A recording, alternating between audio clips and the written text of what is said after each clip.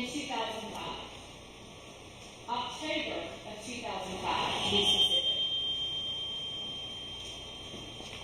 Kara Grinstead lived here in Axilla, 300 Park Street. You'll hear that on the last day of her life, she spent the majority of the day helping others get ready for the Sweet Potato Festival pageant that was coming up that evening. She spent her day doing that at her home. You'll hear from at least one of the pageant girls, she's now an adult, who spent her day with Kara Grinstead. And during that day, after she had helped all of the girls get ready, she went to the pageant herself. You'll be able to see a picture of Miss Grinstead, as far as we know, the last picture that exists of her, that's taken on the evening of the Sweet Potato Pageant. You'll be able to see the clothing that she wore. And I anticipate the evidence will show that after the Sweet Potato Pageant, she stops by a friend's residence, speaks with him outside for a few moments. His name is Red Roberts. I anticipate we'll hear from Mr. Roberts.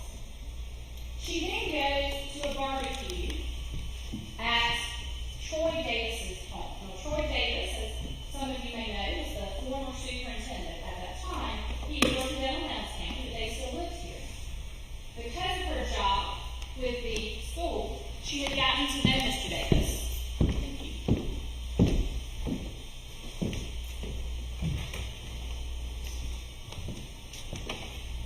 Best laid plans, right? We tested this on Friday.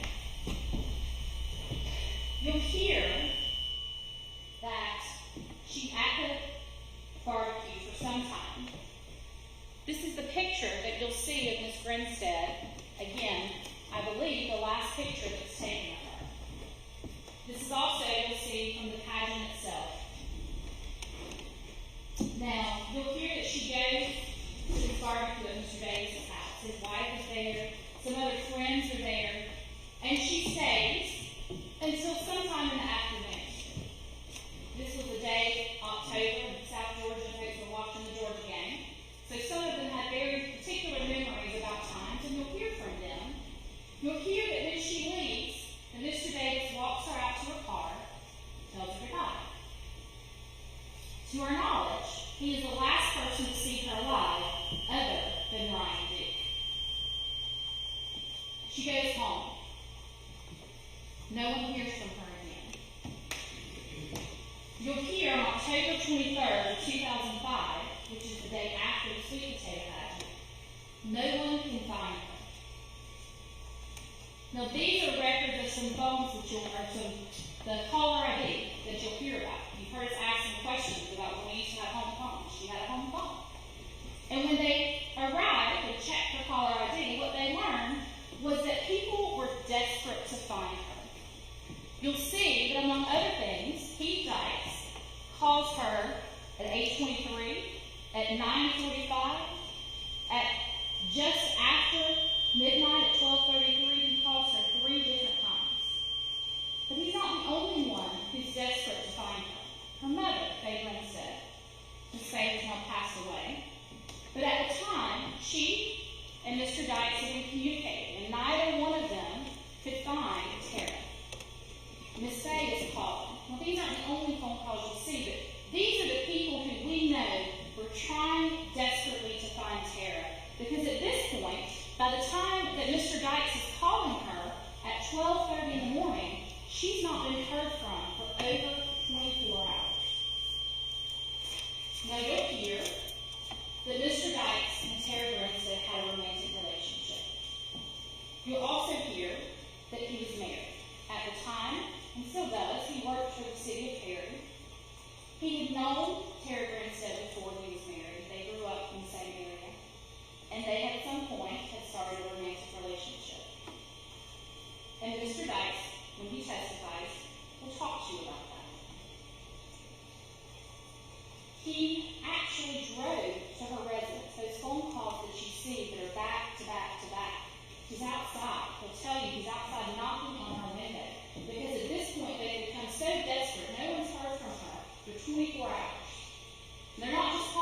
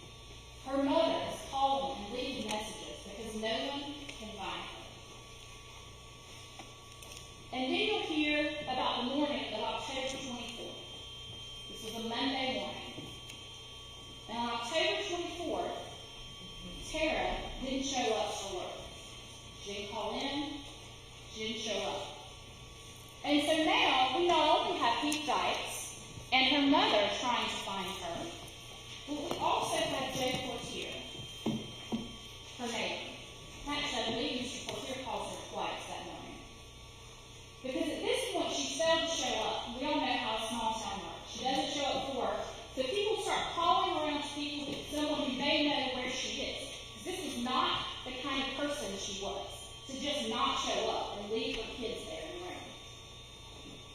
You'll hear about various people going to her house to try to find her. One of them is a lady, at the time, her name was Dina Harper. She's now Dina Causey. Miss Causey at the time was married to the father of Tara's old boyfriend. Everyone's heard about the relationship that she had with Marcus Harper, and you'll hear about that throughout the trial. Dina was Marcus's stepmother. Marcus's father has now passed away, and Miss Dina has remarried. But they all go over. So Joe Portier, Dina Harper, these various people who are friends of hers show up at her house to see if they can find her. Because now, again, they realize no one's heard from her in over 24 hours. Joe Portier and his wife, Myrtle, had a key to her residence. They're neighbors, they're friendly. At this point, Tara is living alone in a cellar.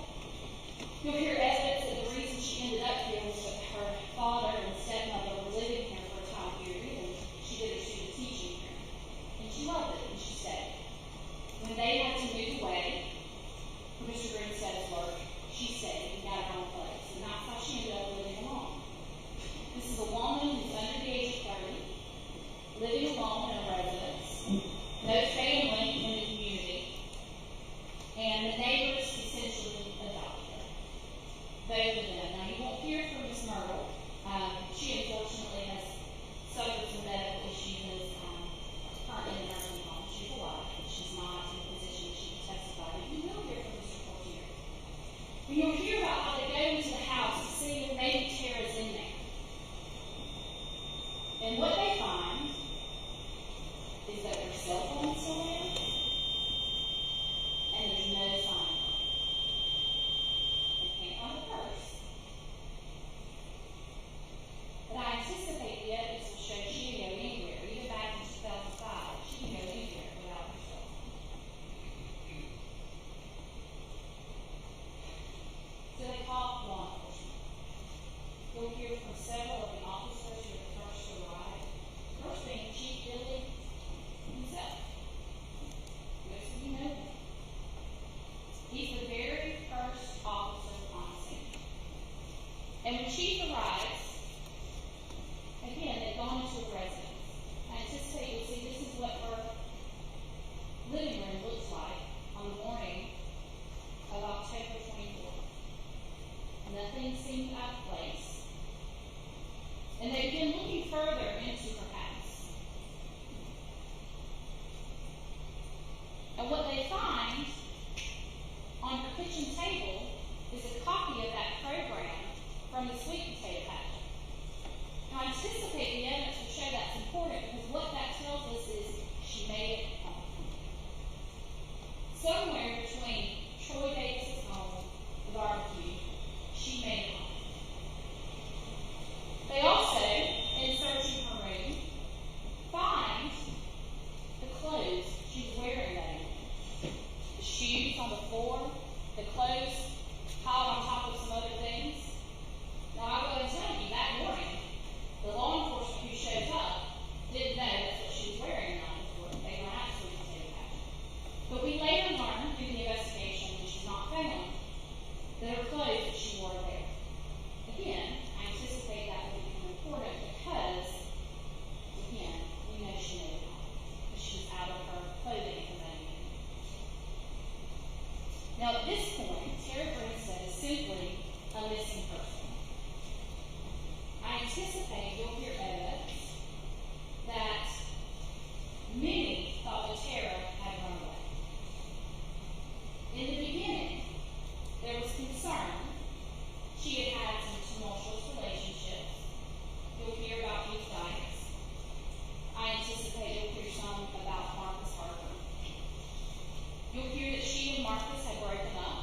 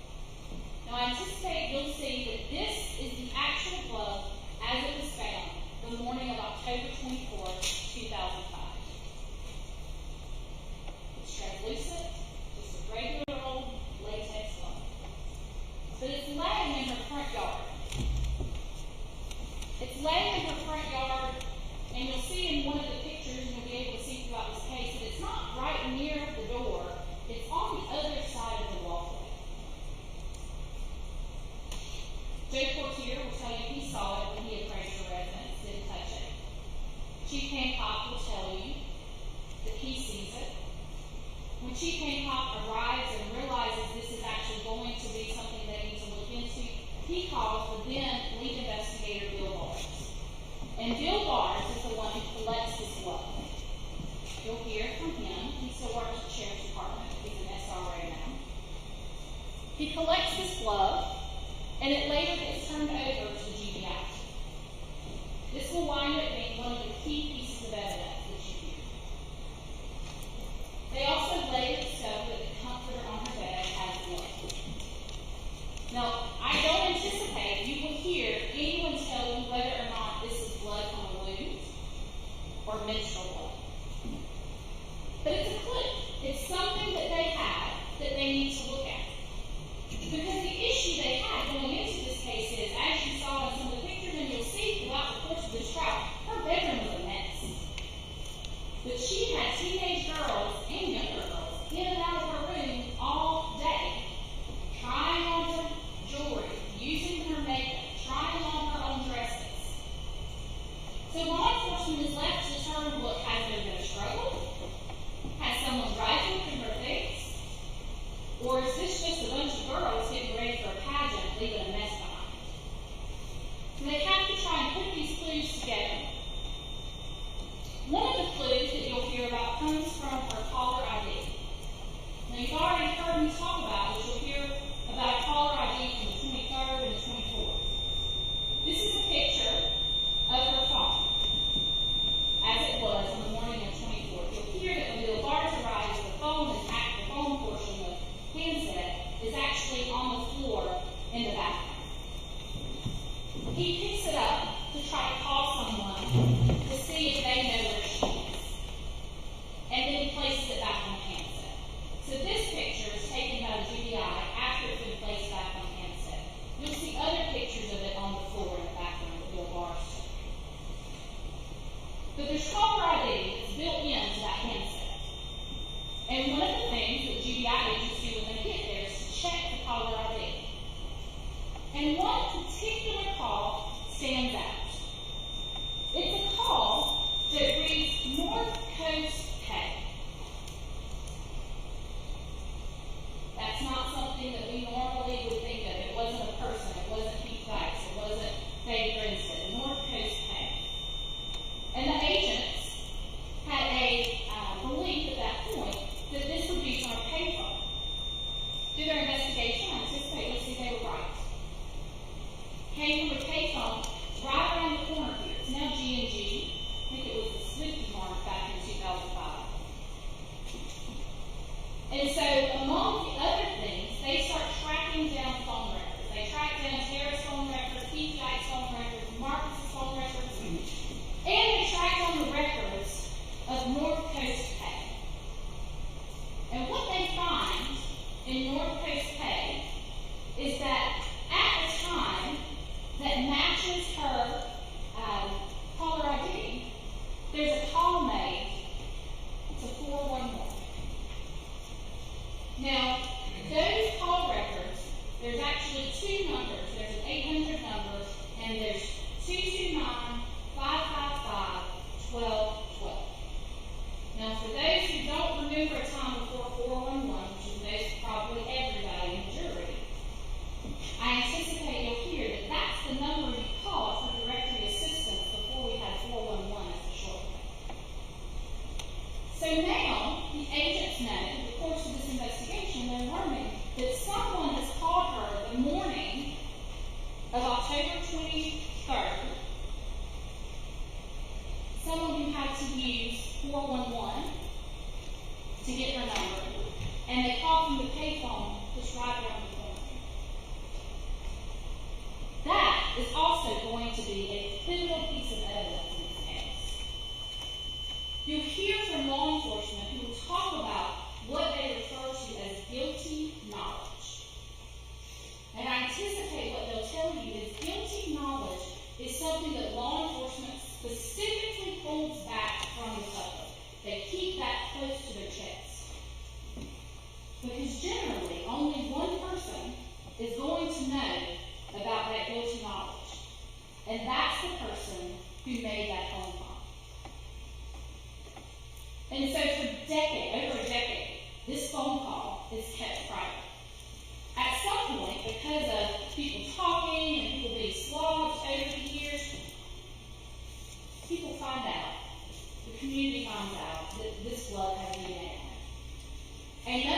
guilty knowledge that is kept back, and you'll hear about this,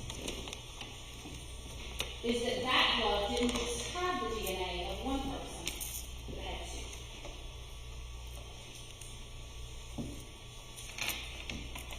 What they do is they submit all the evidence they can to the crime lab. One of them being the company. I've already told you this, but they actually scientifically tested it. It was, in fact, Tara's DNA. And you'll hear that. And you'll see this glove. And I'll tell you, back in 2005, you'll hear that the crime lab came up with a pretty impressive way of handling this. You'll hear testimony that generally, on a piece of evidence, you have to choose. You can either try and get prints, or you can try and get what we refer to as touch DNA. Touch DNA is not, you don't usually have as many cells, for instance, is what they'll tell you, the scientists will tell you, as you do with bodily fluids, semen, saliva, those sorts of things. Touch DNA is exactly what it sounds like. If I touch something and I create enough friction, my DNA can get left behind. And in 2005, touch DNA was something that the crime lab in Georgia was familiar with, but their science at the time was not sensitive enough to always see touch DNA. Obviously, things have progressed since then. But they devised this plan, and they'll tell you about it. You'll hear from a gentleman specifically named Larry Peterson, who no longer employed the GBI, but he was there for years. And he'll tell you they come up with this plan, he and agents from the GBI, and what they decide to do is they're going to try and do both. They're going to try and get prints and get DNA. So they take this glove. Now you'll notice the glove appears to have been worn. They take it and they turn it the right side out, and they cut it into pieces. And what they do is the portions that they believe they're most likely to find prints, those go to the latent print examiners. That means the finger and the palm. And the portion across the middle of the hand gets sent to DNA. Now again, in 2005, you'll hear this was pretty novel. That's what they did. You'll hear that they were not, they weren't very positive about the idea of finding DNA that they were going to try. And as it turns out, they were successful. You'll hear from the original latent print examiner.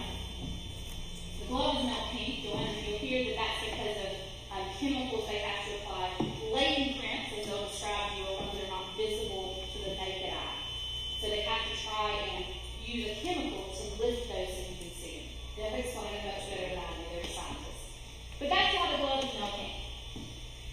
And you'll hear him talk about that back then, in 2005, he identified one print that he believed was suitable for comparison. That's the words they use. We don't have anybody to compare it yet to, but when we find somebody, when we find a suspect, we think that this print is good enough to compare. They also send it to DNA. And what they find out, as I've already told you,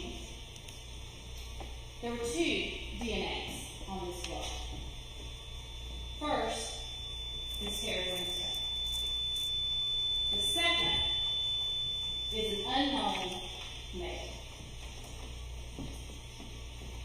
And for decades, that's all we know. From October of 2005 until February 22nd of 2017, Tara Grinstead is officially listed as a missing person. I anticipate you'll hear that at some point her parents or family may have had to declare dead, but the GBI's case was for a missing person. But on February 22nd, 2017, everything changed. Just occurred, and I think this is on silent.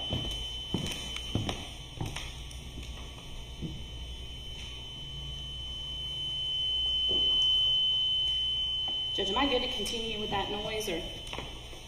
What's going on? This is unfortunately your system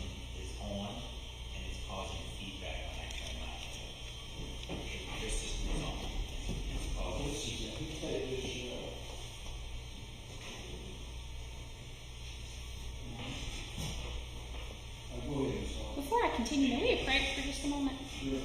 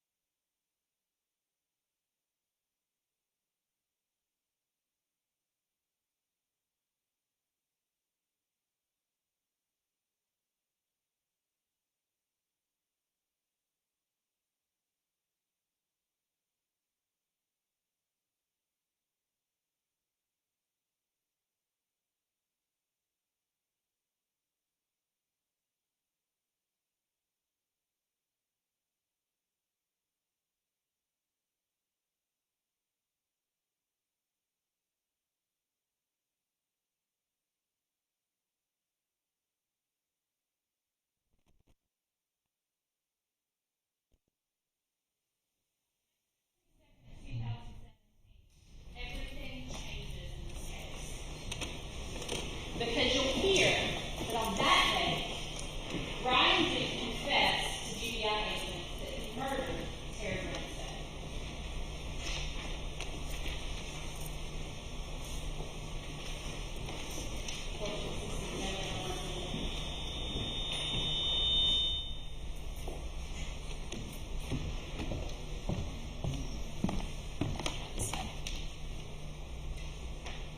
I think our system must be turned off, Judge. I'm sorry. I'll keep going. You'll hear Ryan Duke, in his own words, describe how he broke into her residence. In his words, he was going through her purse, and she surprised him. So he just reacted and turned around and hit her. She died. And I'll tell you, his response was to run. He later comes back where that phone call comes in. He admits he's the one that made that phone call. He calls the house to see if anyone's there before he comes back.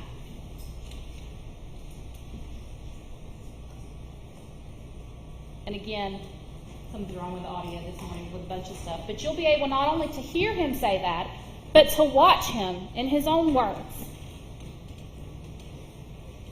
He'll tell law enforcement how this has been weighing on him, that he knows he should have come forward. He knows he should have done his best to give answers to this family. You'll have a chance to see him and make your own decision about this statement. You'll hear from him out of his own words, confessing to her murder. You'll see him on video confessing to her murder. And you'll see it in his own handwriting, confessing to her murder. Words are useless, but I am burdened with the guilt of murdering Miss Grinstead. I don't feel like I deserve to be free to breathe. I can't begin to comprehend the pain I have caused to her family and loved ones. I don't feel like I need to live with the pain I have caused. And he goes on.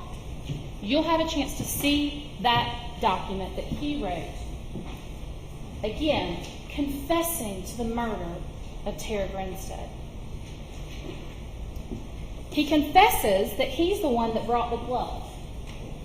The glove you'll hear about that has DNA, Terry Grinstead's DNA. He says that when he left her, when he ran, after she's on the ground, that he goes home and he gets the gloves. He keeps them at his residence for when he changes his kitty litter. And he brings the gloves with him, along with the blanket. And he carries her out of her residence and puts her in the truck. Now what you'll hear is that truck belonged to his best friend, Bo Dukes. At the time, he and Bo were living together. Bo was staying at the house with Ryan and Ryan's brother, Stephen Duke. Ryan, in his interview, actually says he stole the vehicle. He took the keys out of Bo's pocket. I anticipate the evidence will show that he used that vehicle on a regular basis.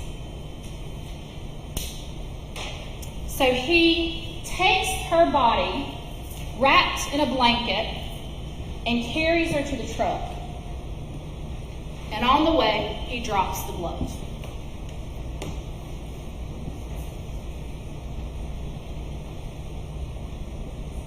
He admits to being the one who made the phone call.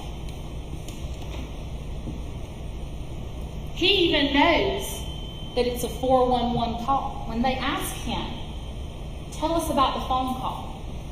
How did that happen? How did you have her number? I dialed 411. Now remember, the evidence will show that had been kept secret for years. But he knew about it. And he admits to being the one to making that phone call. He then directs them to the place where he says he dumps her body. He confesses to taking her, putting her in this truck, and driving her to a location in Ben Hill County, which is known as Fitzgerald Farms. You'll hear from Randy Hudson, who is the current owner of that property. I believe back in 2005 he didn't own the property, he leased it, but his farm was run down. Now I say near the orchard because the evidence will show that initially Ryan dumps her sort of right off the back of the orchard and leaves her there. You'll hear him while they're riding down there giving law enforcement directions to the location. And then when they ride past the area, he'll say, that's around the place where I dumped her body before we got her and cremated her. It's the words that he uses for what they did to her body. Cremated her. And you'll hear him confess that he later goes back and gets his friend, Bo Dukes. You will hear him repeatedly during his confession say that Bo Dukes was never at Tara Grinstead's house. But what happened was after he had dumped her on essentially Bo's family's land. He was familiar with it because he and Bo were best friends and they went and had bonfires out there all the time. And at some point after that, he goes and he gets Bo. And initially, I think he'll tell you, you'll hear in his confession, that Bo didn't really believe him. But finally, he and Bo drive out there. He takes Bo to where her body is. And he'll tell you that Bo and he then take her body and move it to another location in the pines. You'll see a video of him showing law enforcement trying to locate the place where they, in his words, cremated her. It's changed since then. But he's out there. Incidentally, he's handcuffed, smoking a cigarette, walking around in the woods just fine, trying to show them where he cremated, he and Bo.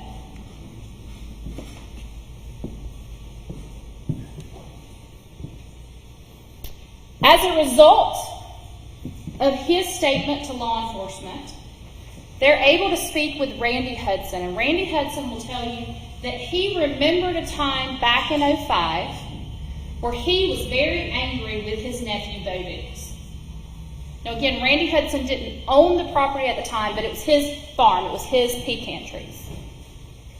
But they didn't burn her in the pecan orchard, they burned her out in the woods near a bunch of pine trees.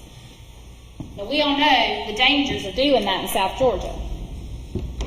And so when Randy sees that they've been burning something, now obviously he'll tell you he did not know it was a body. He thought they had had one of their bonfires and had just moved it further into the woods. He jumps all over Bo. He fusses at him for having a bonfire in the middle of the woods where it could have caught fire. He fusses at them for taking the pecan wood to make the fire. He'll tell you the pecan wood didn't even belong to his family. It actually belonged to the widow of the gentleman who had owned that property. It was her pecan wood.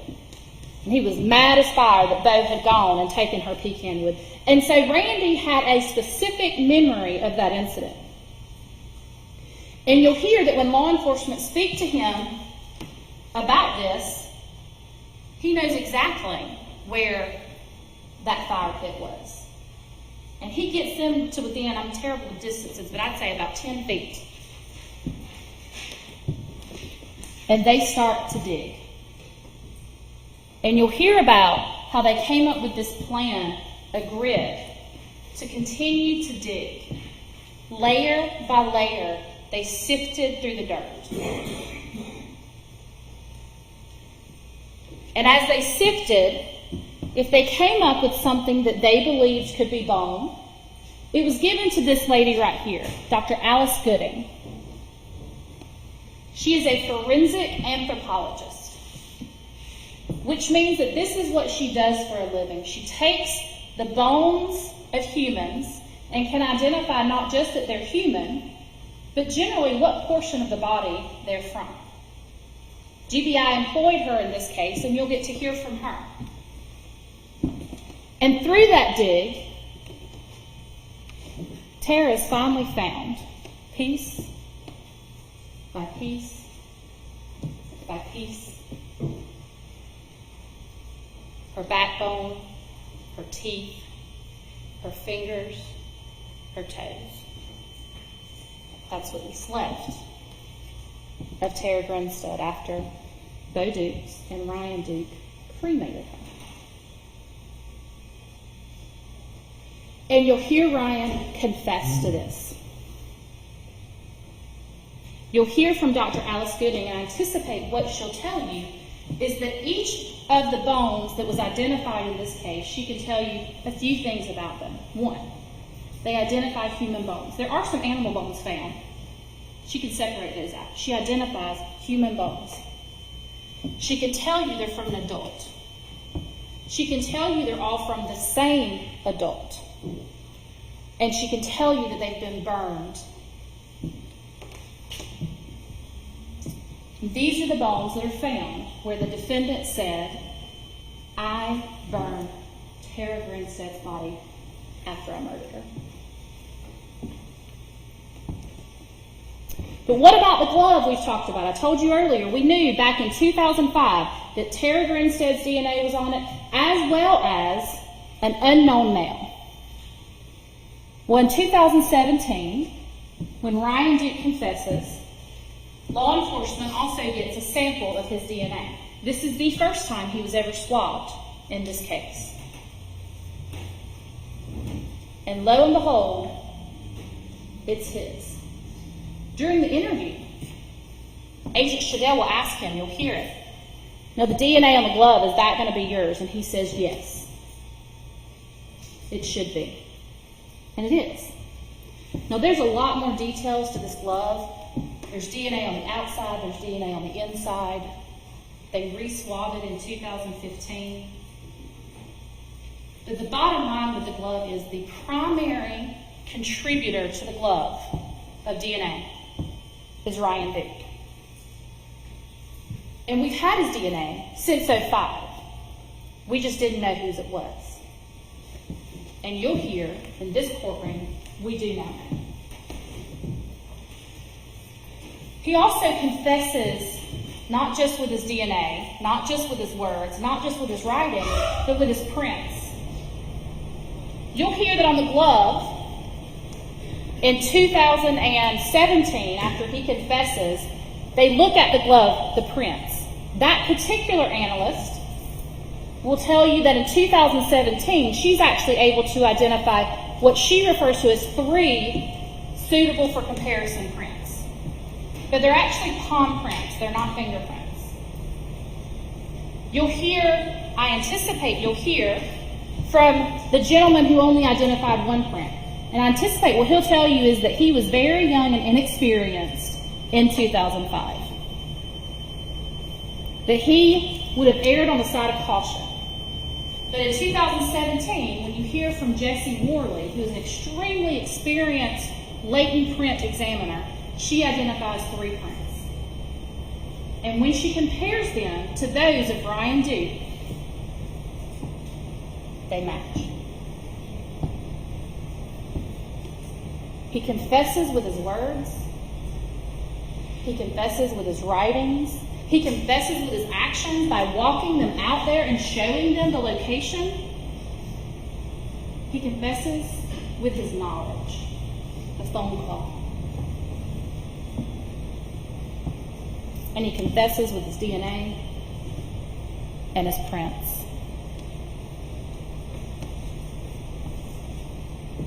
Over and over and over again during this interview, Brian Duke admits that he murdered Tara Grinstead in the early morning hours of October 23rd, 2005. Throughout the course of this trial, you'll get to hear from a number of witnesses. And what you'll hear will come down to this. Ryan Duke confessed. And at the end of the trial, when you've had time and chances to listen to that evidence, to hear from those witnesses, to physically see the evidence in this case, and to hear it out of his own mouth, the state will ask you to find the defendant guilty of murdering Tara Grinstead on October 23rd of 2005. Thank you. Thank you, Ms. Hart. Does the defense want to make its opening now?